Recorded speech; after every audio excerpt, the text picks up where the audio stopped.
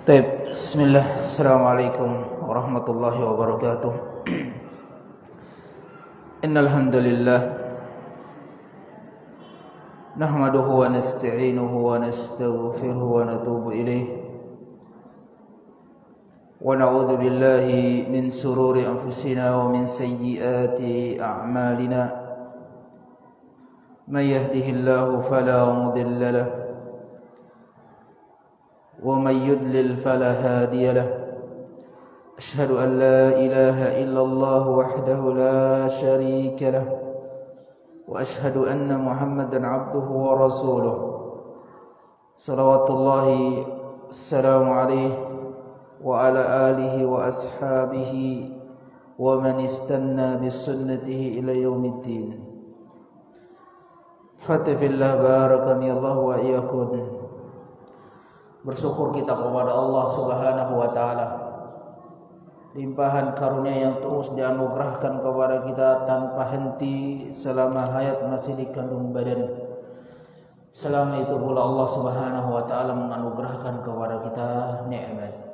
Maka sudah sepantasnya bagi hamba yang bersyukur untuk senantiasa bersyukur kepada Allah Subhanahu wa taala.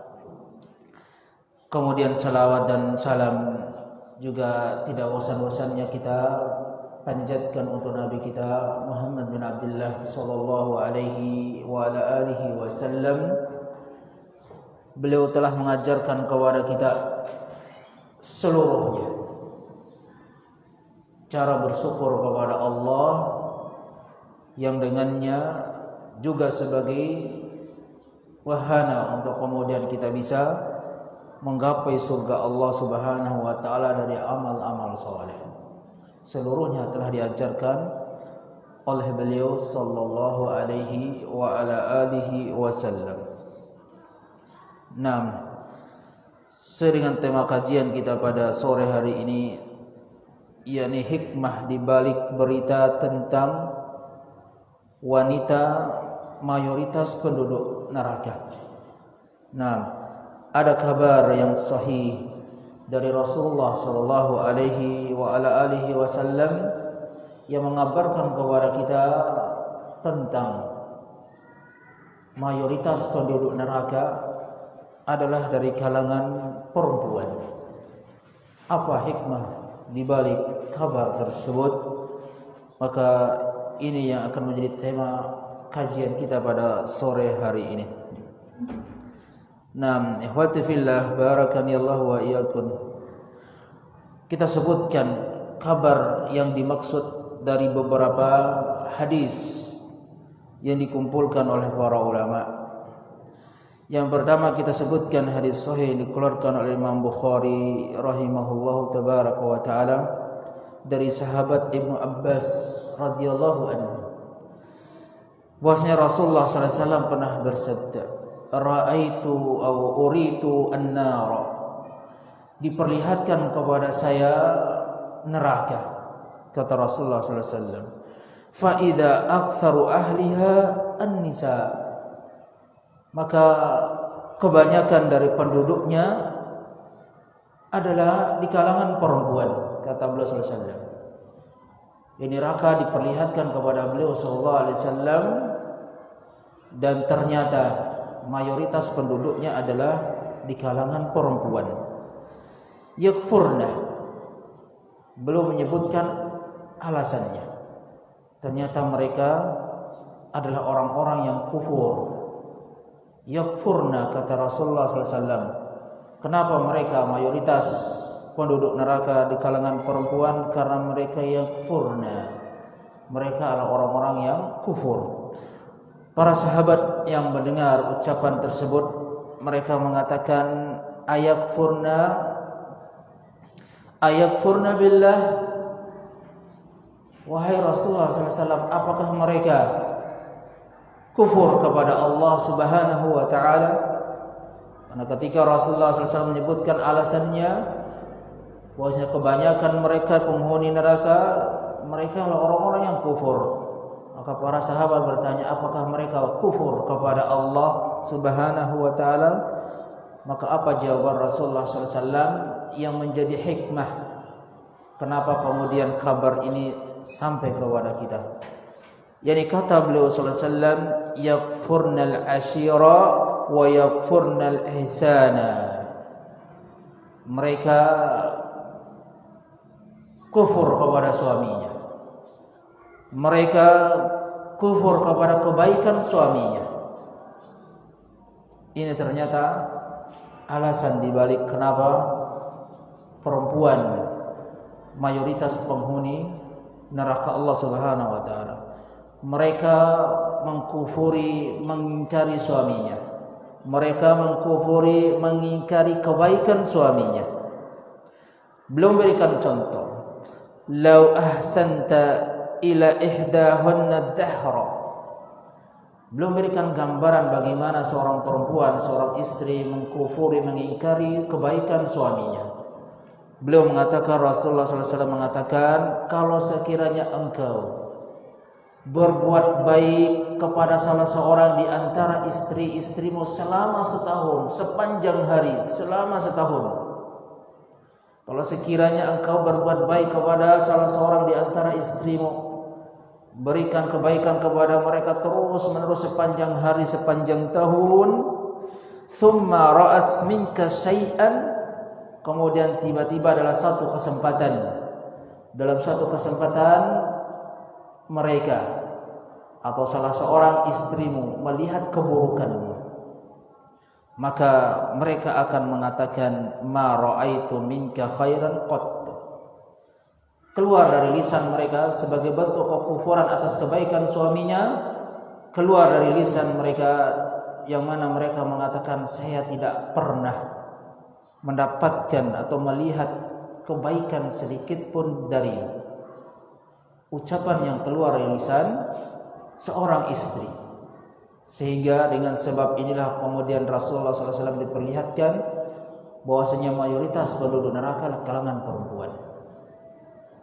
Gambaran kekufuran mereka, keingkaran mereka kepada suami dan kebaikan suami mereka, yakni ketika suami mereka berbuat baik sepanjang hari, sepanjang tahun, kemudian tiba-tiba melihat ada keburukan dari suaminya, kemudian keluar dari lisannya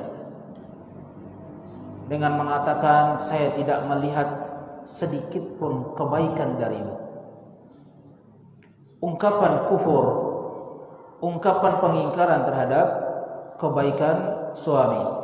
Maka inilah alasan kenapa kemudian mayoritas penduduk neraka di kalangan perempuan. Hadis yang kedua, kita ingin tahu kabar jelas dari Rasulullah SAW tentang masalah ini. Juga dikeluarkan oleh Imam Al-Bukhari rahimahullahu tabaraka ta'ala, juga Imam Muslim dari sahabat Usamah anin Nabi SAW qala, Rasulullah SAW pernah bersabda, kumtu ala babil jannah. Saya berdiri di depan pintu surga, kata beliau SAW. Saya pernah berdiri di depan pintu surga. Fakana amatan man dakhalaha al-masakin. Ketika saya berdiri di depan pintu surga, maka mayoritas penduduknya adalah di kalangan orang-orang miskin, kata beliau SAW. Ketika Rasulullah SAW berdiri di depan pintu surga dan melihat penghuni surga, maka kata Rasulullah SAW, mayoritas penghuni surga adalah di kalangan orang-orang miskin. Washabul jaddi mahbusun. Sementara orang-orang kaya, orang-orang yang memiliki kedudukan itu tertahan untuk bisa masuk ke dalam surga. Yang beliau lihat mayoritas penduduk surga ketika beliau berdirikan di depan pintu surga, yang beliau lihat kebanyakan di antara mereka adalah orang-orang miskin. Adapun orang-orang yang memiliki kedudukan dan harta itu tertahan. Sampai kapan? Kata beliau, ghaira anna ashaban nar qad umira bihim ilan nar. Orang-orang kaya dan yang punya kedudukan itu tertahan sampai penduduk neraka diperintahkan untuk masuk ke dalam neraka. Jadi yang pertama masuk ke dalam surga adalah orang-orang miskin, kemudian orang-orang kaya dan punya kedudukan itu tertahan sampai penghuni neraka diperintahkan dimasukkan ke dalam neraka, dan ketika diperintahkan dimasukkan ke dalam neraka, apa yang dilihat oleh Rasulullah SAW? Faida amatu man dakhalaha an-nisa. Maka saya melihat mayoritas yang masuk ke dalam neraka adalah di kalangan perempuan. Nah, baru kemudian orang-orang kaya itu dihisap hartanya. Orang-orang kaya diteliti hartanya, didapatkan dari mana dan dibelanjakan ke mana. Itu kemudian yang membuat orang-orang kaya punya kedudukan tertahan untuk bisa masuk ke dalam surga. Harta bendanya kemudian diperiksa. Nah, sembari diperiksa harta benda itu, diperintahkan kepada penduduk neraka agar masuk ke dalam neraka. Maka kata Rasulullah SAW, saya melihat mayoritas penghuni neraka adalah di kalangan perempuan. Ini kabar yang kedua. Kabar yang ketiga juga datang dari Imam Al-Bukhari dan Imam Muslim dari sahabat Imran bin Husain, dari sahabat Imran dari Rasulullah SAW. Rasulullah SAW pernah bersabda, "Ittala'tu fil jannah." Saya memandang ke dalam surga. Nah, faraitu akthar ahliha al-fuqara. Ketika saya memandang ke dalam surga, maka saya melihat kebanyakan penghuninya ada di kalangan orang-orang fuqara, di kalangan orang-orang miskin. Subhanallah, Masya Allah. Kebanyakan penghuni surga di kalangan orang-orang miskin. Allah Subhanahu wa taala mengganti sesuatu yang terluput di dunia berupa kekayaan, berupa kemegahan, luput dari kita di dunia. Allah Subhanahu wa taala ganti dengan yang jauh lebih baik. Sesuatu perkara yang diderita di masa dunia karena kemiskinan, Allah Subhanahu wa taala beri kemuliaan yang pertama kali kemudian dan bahkan terbanyak penduduk surga di kalangan orang-orang miskin. Wa ittala'tu finnar, dan kemudian ketika saya memandang ke dalam neraka, ketika saya memandang neraka, kata beliau sallallahu alaihi wasallam, faraitu aktsara ahliha an-nisa. Maka saya melihat kebanyakan mayoritas penduduknya di kalangan perempuan. Nah, kabar yang keempat dari 5 kabar yang sahih tentang berita mayoritas penduduk neraka di kalangan perempuan.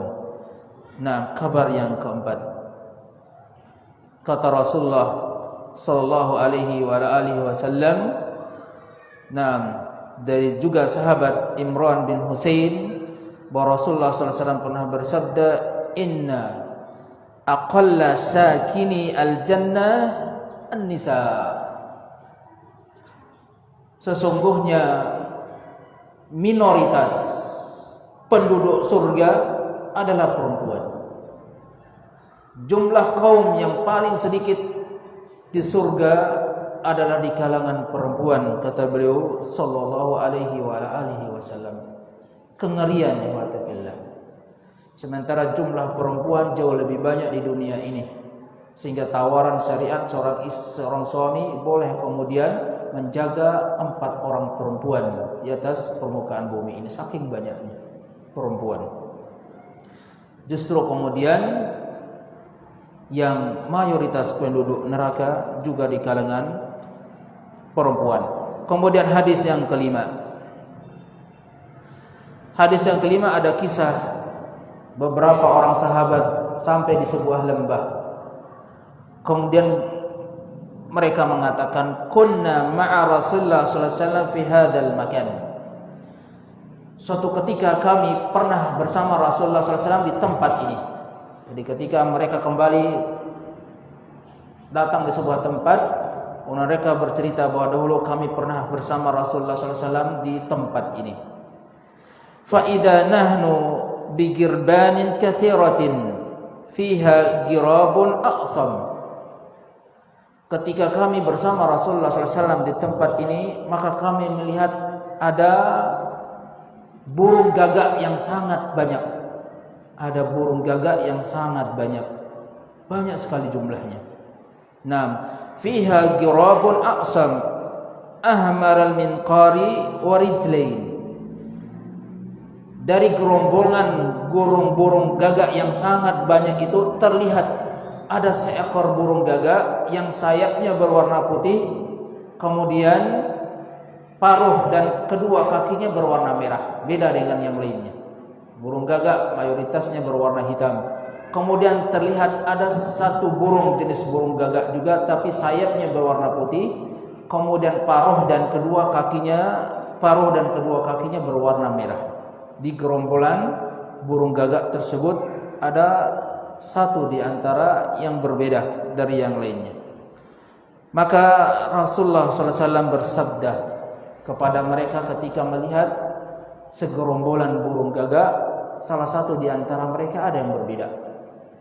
Maka kata Rasulullah SAW, la yadkhulul jannata minan nisa illa mithlu hadzal ghurab fi hadhil girban.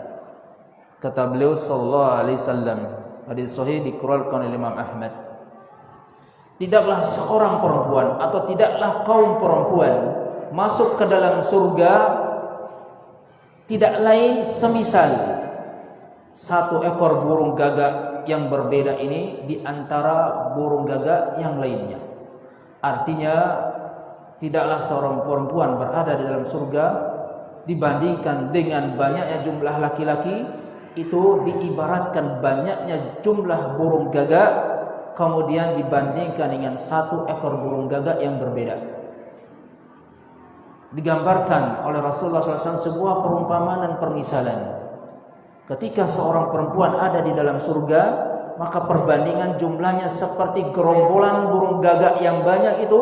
Kemudian di antara gerombolan itu ada satu burung gagak yang berbeda bentuknya, putih sayapnya, kemudian paruh dan kedua kakinya berwarna merah. Gambaran keadaan disebutkan Rasulullah SAW di dalam surga demikian adanya.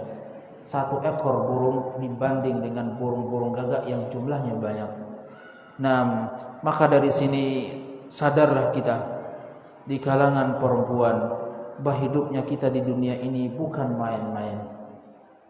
Kita pertaruhkan apakah kita termasuk mayoritas penduduk neraka ataukah kita termasuk minoritas daripada penghuni surga. Maka tergantung dari amaliyah kita. Sebagaimana kata para ulama, wa kunun nisa aktsaru ahlin nar. Maka dengan keterangan-keterangan ini pahamlah kita bahwasanya kaum perempuan mayoritasnya adalah penduduk neraka. Innama huwa bisababi a'malihim. Itu disebabkan karena tangan-tangan mereka sendiri, perbuatan-perbuatan mereka sendiri. Kenapa? Karena Allah Subhanahu wa taala tidak akan pernah mendolimi hambanya. Tidak mungkin Allah Subhanahu wa taala memasukkan kita semua ke dalam neraka kecuali dengan kotornya tangan-tangan kita.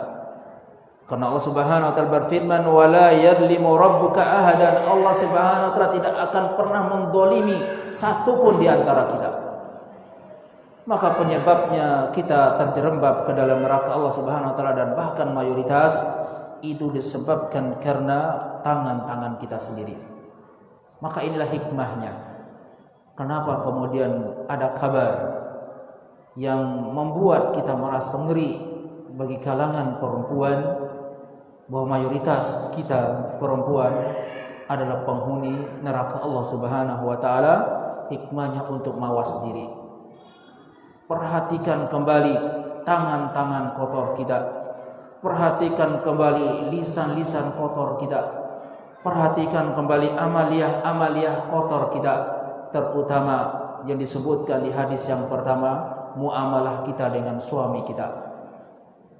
Karena itu Rasulullah SAW pernah menyebutkan bahwasanya suami Anda adalah surga dan neraka Anda.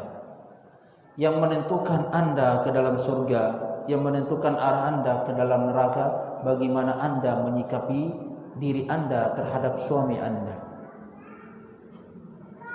Bahkan Rasulullah SAW pernah menyebutkan sebuah hadis yang sahih. Sebenarnya gampang bagi seorang perempuan masuk ke dalam surga dan bahkan dikasih kesempatan untuk memilih salah satu dari 8 pintu surga. Saking gampangnya. Kata Rasulullah sallallahu alaihi wasallam, "Idza shallat imra'atu khamsaha wa shammat shahraha wa hafidat farjaha wa ta'at zawjaha." Jika seorang perempuan telah melaksanakan sholat 5 waktunya dia jaga, kemudian dia berpuasa sebulan penuh di bulan Ramadan, kemudian dia taat kepada suaminya, kemudian dia menjaga kehormatannya, kemudian yang keempat dia taat kepada suaminya, faqilalah, maka dikatakan kepadanya, udkhulil jannah min ayyi babin in syi'ti. Kata Rasulullah sallallahu alaihi wasallam, masuklah ke dalam surga di pintu mana saja yang Anda suka. Saking gampangnya. Salat 5 waktu dijaga. Datang Ramadan berpuasa sebulan penuh, menjaga kehormatannya. Kemudian ketika sudah menikah taat kepada suaminya. Maka Rasulullah sallallahu alaihi wasallam menawarkan kepadanya masuk dalam surga dari pintu mana saja yang kamu suka. Saking gampangnya. Tapi malah justru yang keempat inilah, taat kepada suaminya lah yang kemudian tidak sanggup dijaga oleh mayoritas perempuan di atas permukaan bumi. Justru di rumah mereka lah yang kemudian penyebab petaka mayoritas perempuan dijerembabkan ke dalam neraka. Bukan di luar rumahnya, tapi di dalam rumahnya, bahkan di tempat tidurnya. Maka oleh karena itu pahamilah, kabar ini diberikan Rasulullah SAW agar kemudian kita seorang perempuan mawas diri. Bagaimana kita bersikap terhadap suami kita di rumah kita, di dalam kamar kita, bahkan di atas tempat tidur kita, membawa petaka bagi seorang perempuan ketika dia bermuamalah dengan suaminya. Nah, oleh karena itu kata para ulama, fayajibu an nuwattinu aw an nuwattina anfusana lil istislam li syar'i rabbina. Maka dalam kondisi yang demikian, kabar yang datang kepada kita mayoritas penduduk neraka di kalangan perempuan, maka wajib bagi kita seorang perempuan untuk terbiasa, untuk membiasakan diri-diri kita, jiwa-jiwa kita lil istislam li syar'i rabbina, agar tulus menerima syariat Allah Subhanahu wa taala, syariat Rabb kita Allah Subhanahu wa taala. Membiasakan diri kita mau menerima. Dan ego seorang perempuan itu kadang jauh lebih tinggi daripada tuntunan syariat Allah Subhanahu wa taala, dan ini terjadi di kebanyakan perempuan. Ketika ego mereka sudah mulai dikembangkan, maka akal sehatnya tertutup untuk kemudian menimbang dan menelaah batasan syariat Allah Subhanahu wa taala. Apalagi kemudian dalam kondisi marah, egonya memuncak, maka suaminya dianggap sebagai orang yang lebih rendah di hadapannya. Maka ahwati fillah, ini dia hikmahnya.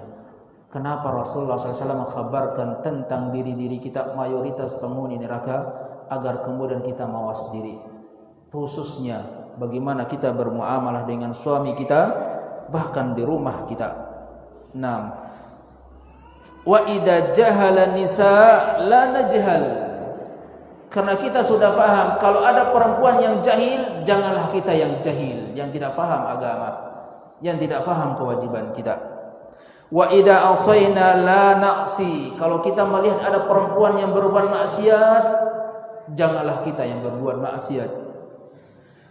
Wala naftarru bi suwaihibat al-fandamah al-mutamarridat ala syar'illah. Janganlah kita kemudian tertipu. Janganlah kita kemudian tertipu dengan kebanyakan wanita di luar sana yang mereka banyak melanggar syariat Allah Subhanahu wa taala. Jangan tertipu dengan keadaan mereka. Kita yang sudah paham agama Allah Subhanahu wa taala, jangan kemudian tertipu dengan melihat wanita-wanita di luar sana. Wa in tuti aktsara man fil ardi yudilluka an sabilillah. Kalau kalian, kata Allah Subhanahu wa taala, mengikuti kebanyakan manusia di atas permukaan bumi, niscaya mereka akan menyesatkan kalian dari jalan Allah Subhanahu wa taala. Ketika melihat wanita-wanita bebas di luar sana, ada keinginan untuk ingin seperti mereka, maka Allah Subhanahu wa taala mengingatkan, kalau kalian ridho dengan kebanyakan manusia di atas permukaan bumi, ketahui niscaya mereka akan menyesatkan kalian dari jalan Allah Subhanahu wa taala. Kenapa? Wa qalilun min ibadiyas syakur. Hanya sedikit hamba-hambaku yang bersyukur, kata Allah Subhanahu wa taala. Hanya sedikit di kalangan manusia yang bersyukur kepada Allah. Fa idza aradta al-ijja fid dunya wal akhirah wal fawz bil jannati wan najah minan nar famtithali awamirillah wajtinabi nawahihi wa tamassuki bil kitabi was sunnah ala fahmi salafis salih. Maka nasihat para ulama, jika Anda kaum perempuan menginginkan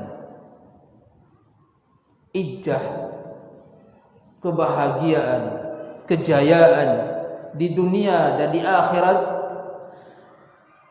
jika Anda menginginkan keberuntungan dengan surga, jika Anda menginginkan selamat dari neraka, maka hendaklah Anda imtithali awamirillah. Ini kuncinya. Senantiasa melaksanakan perintah Allah, wajtinabi nawahi, dan meninggalkan larangan-larangannya. Berpegang teguhlah dengan Alkitab wa sunnah ala fahmi salafis salih, di atas pemahaman salafus salih. Maka apa saja yang menjadi perintah Allah, apa saja yang menjadi larangan Allah, khususnya banyaknya terjatuhnya permasalahannya kepada mayoritas kaum mukminah, mayoritas perempuan terjatuh dalam urusan-urusan yang berkaitan dengan hak-hak suami mereka. Karena Rasulullah SAW mengkhabarkan di hadis yang pertama, kebanyakan mayoritas perempuan penduduk neraka disebabkan karena mengingkari kebaikan suaminya.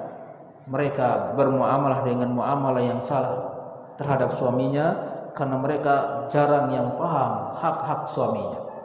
Maka pada kesempatan ini, selain kita paham hikmah di balik yakni kabar yang beredar, kabar yang sahih, bukan kabar burung, dari manusia terpercaya di atas permukaan bumi, Rasulullah Muhammad bin Abdullah sallallahu alaihi wasallam, dan kita tancapkan informasi ini dalam benak-benak kita, bahwasanya mayoritas penduduk neraka adalah di kalangan perempuan.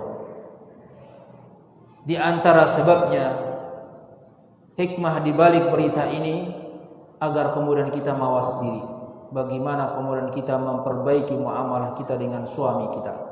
Maka oleh karena itu kita tambahkan pembahasan agar kita paham apa hak-hak suami kita di rumah-rumah suami kita yang kita berada di dalamnya, yang mana surga dan neraka kita adalah suami kita.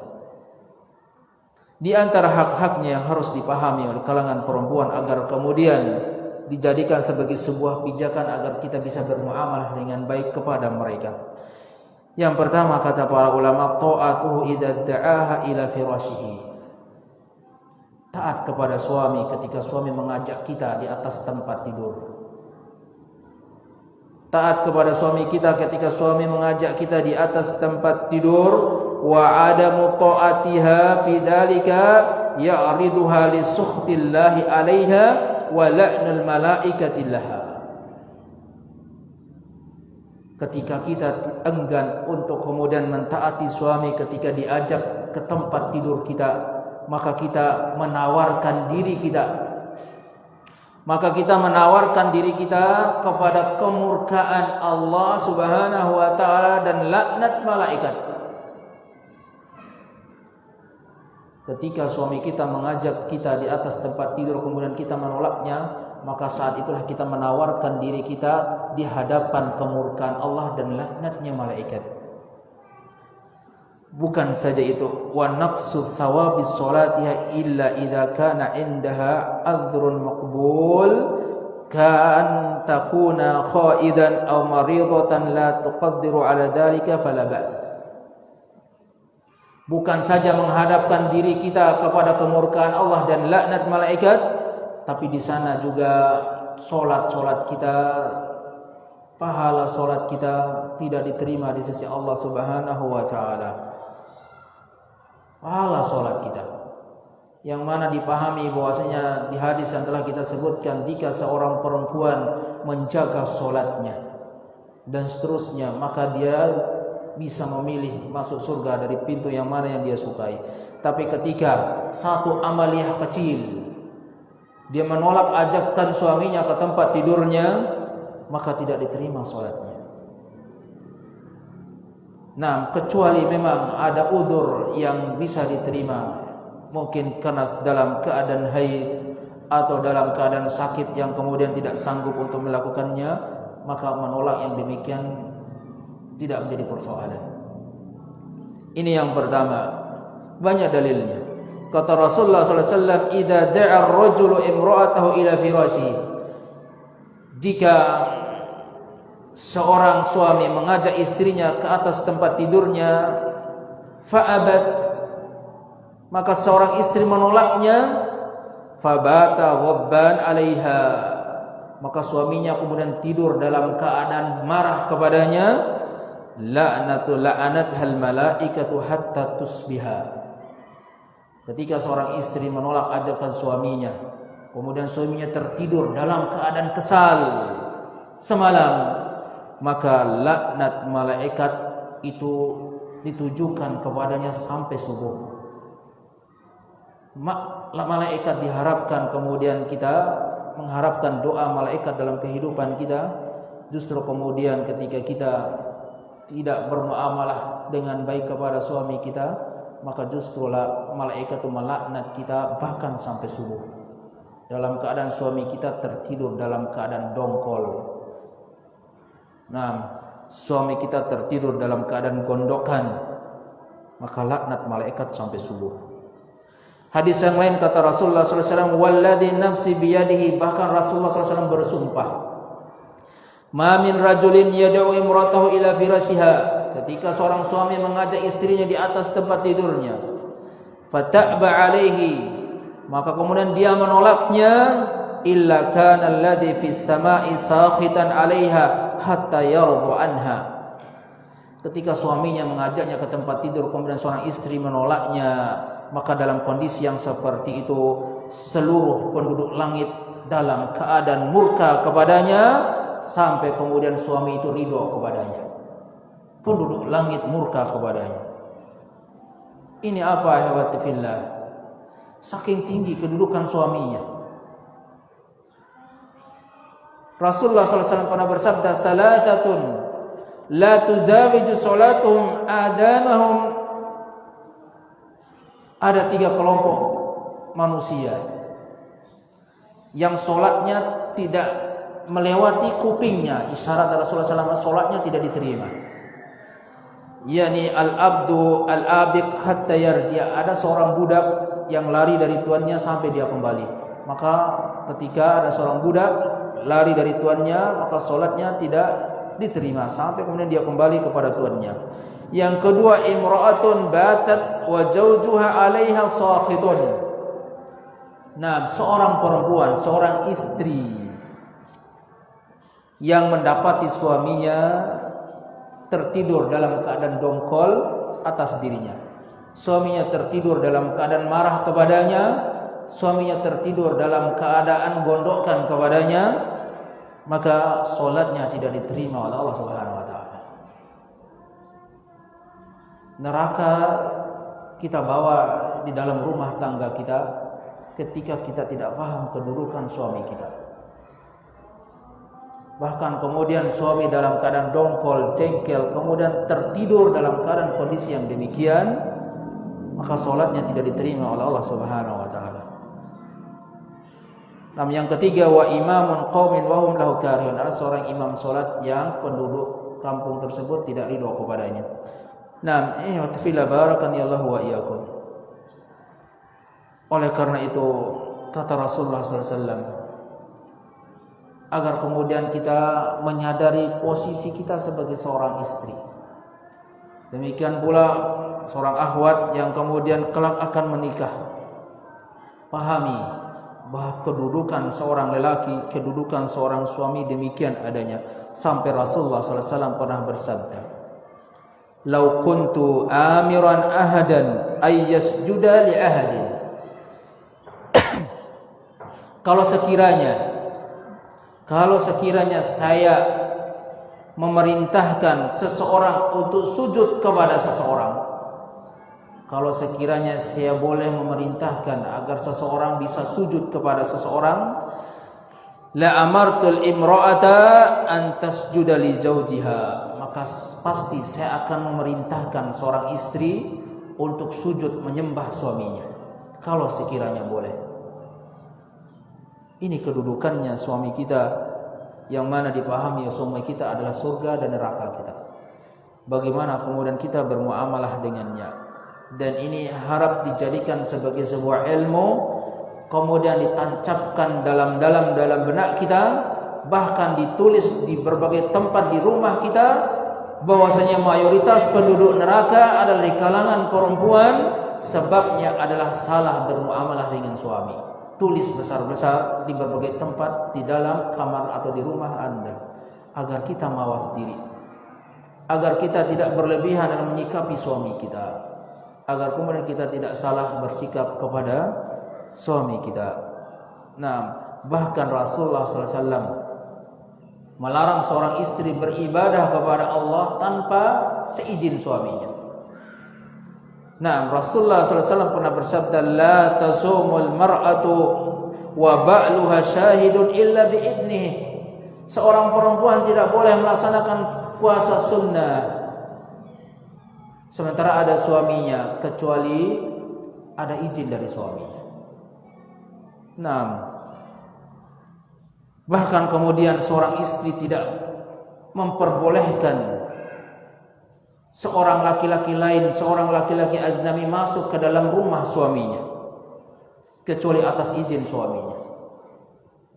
Rasulullah SAW pernah bersabda, la yahillu li imra'atin an tasuma wa zawjuha syahidun illa bi'idnihi wa la ta'dana fi baitihi illa bi'idnihi.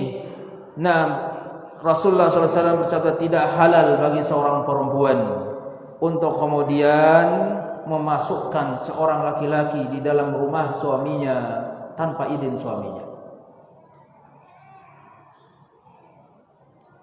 Maka ini perlu dijaga baik-baik ayyuhal ikhwah, para istri solehah. Kadang kehadiran laki-laki bukan saja kemudian jasadnya dalam rumah tangga, tapi ucapannya, pujiannya lewat alat-alat yang kemudian begitu canggih hari ini. Entah lewat Facebook, entah lewat WA, entah yang lainnya. Seorang istri soleha kemudian bercakap-cakap, bermesraan dengan laki-laki lain lewat dunia maya. Ini perkembangan zaman hari ini. Maka berhati-hatilah kemudian memasukkan laki-laki di rumah tangga atau di rumah suaminya, entah jasadnya atau dunia maya yang bermain di rumah tangga suami-suami kalian. Yakni kita menggadaikan surga dengan sedikit kebahagiaan dunia.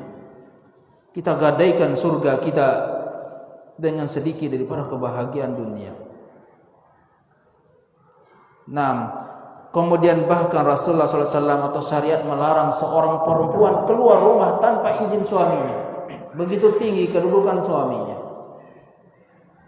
Seorang perempuan dilarang untuk kemudian keluar rumah tanpa izin suaminya. Diambil dari faedah hadis Rasulullah SAW, idza ista'dzanti al-mar'atu ahadakum ila al-masjid fala yamna'ha. Jika ada seorang istri minta izin kepada suaminya untuk pergi ke masjid, maka seorang suami tidak boleh melarangnya. Nah, ini adat kebiasaan seorang istri yang solehah. bukan kemana-mana, ke masjid harus minta izin suaminya. Nah, apalagi kemudian keluar di tempat-tempat yang lainnya. Terlarang bagi seorang istri untuk kemudian keluar tanpa izin suaminya. Keadaannya memang sepele, tapi surga kita gadaikan. Bahkan kemudian seorang istri pun berhati-hati untuk mengeluarkan harta suaminya, entah itu untuk diinfakkan atau untuk yang lainnya, kecuali atas izinnya. Saking tinggi kedudukan suami kita di hadapan diri kita.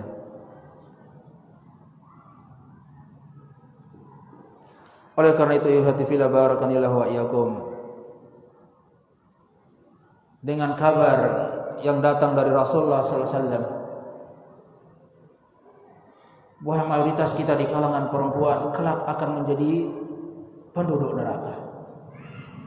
Maka kabar ini jangan dijadikan sebagai isapan jempol belaka. Kabar ini jangan dijadikan sebagai dongeng cerita untuk anak-anak kita. Kabar ini bukan dijadikan sebagai sebuah story WA kita.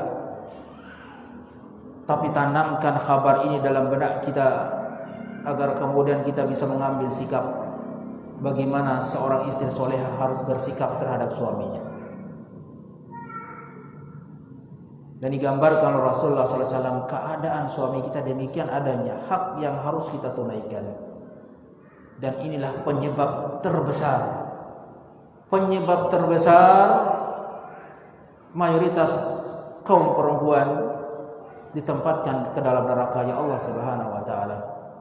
Jangankan hak-haknya seperti tadi yang disebutkan. Hadis yang pertama disebutkan Rasulullah SAW mengingkari dengan lafaz, ya karena ego seorang perempuan ketika melihat keburukan suaminya, muncul marahnya, naik egonya, kemudian keluar dari lisannya dan mengatakan, kamu tidak pernah berbuat baik kepada saya sedikit pun, padahal bertahun-tahun dengan suaminya. Bahkan dengan suami menikahkan seorang lelaki memilih dia menjadi seorang istri. Seorang laki-laki memilih dia menjadi seorang istri. Itu adalah kebaikan seorang laki-laki, seorang suami kepadanya. Menjadikannya dia sebagai seorang istri, itu adalah sebuah kebaikan. Belum lagi kemudian dia menjaga kita, menjamin kehidupan kita, kemudian peras keringat untuk kebutuhan kita, bahkan kemudian menjaga kita dalam keadaan apapun. Itu kemudian kita lupakan gara-gara ada kesalahan suami. Ada sedikit yang dirasakan buruk terhadap perilaku dan tingkah laku suami, maka kemudian keluar dari lisan kita kata-kata yang tidak pantas keluar dari lisannya orang-orang mukmin, istri-istri solehah. Ya kalaulah amalan-amalan yang lainnya mampu kita jaga, sholat kita, puasa kita, hubungan kita pribadi dengan Allah Subhanahu wa taala, tapi kita dengan suami kita itu sehari 24 jam kita bermuamalah dengan mereka. Maka oleh karena itu hati-hati untuk kemudian kita melanggar hak-hak mereka, kemudian keluar dari lisan kita perkataan yang menunjukkan pengingkaran kita terhadap kebaikan suami kita. Jadi kesimpulannya, hewati fillah barakanillahu wa iyyakum, kabar tentang mayoritasnya kaum perempuan di dalam neraka Allah Subhanahu wa taala itu membuat kita mawas diri, hikmah di balik berita tersebut, agar kemudian hari-hari dalam perjalanan kehidupan kita bersama suami kita betul-betul di dalam atau di bawah nuansa yakni surganya Allah Subhanahu wa taala, penuh ketaatan, penuh ketundukan kepada hak-hak suami kita. Nasallahu Subhanahu wa taala ayyaj'alana min ahli jannah. Wa sallallahu ala Muhammadin wa ala alihi wa sahbihi wasallim. Subhana rabbika rabbil izzati amma yasifun wa salamun alal mursalin walhamdulillahi rabbil alamin.